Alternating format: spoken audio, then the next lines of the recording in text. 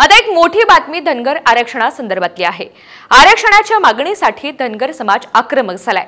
9 September पासून धनगर समाज पंढरपूरमध्ये आमरण उपोषण करणार आहे। आरक्षणाच्या मागणीसाठी धनगर बांधव राज्यस्तरीय आमरण उपोषणाला बसणार आहेत।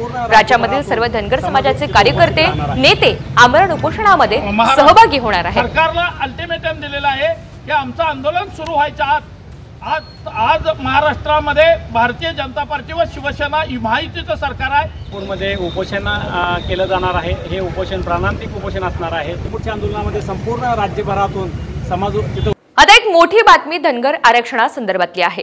आरक्षणाच्या मागणीसाठी धनगर समाज आक्रमक झालाय।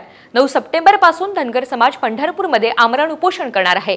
आरक्षणाच्या मागणीसाठी धनगर बांधव राज्यस्तरीय आमरण उपोषणाला बसणार आहेत।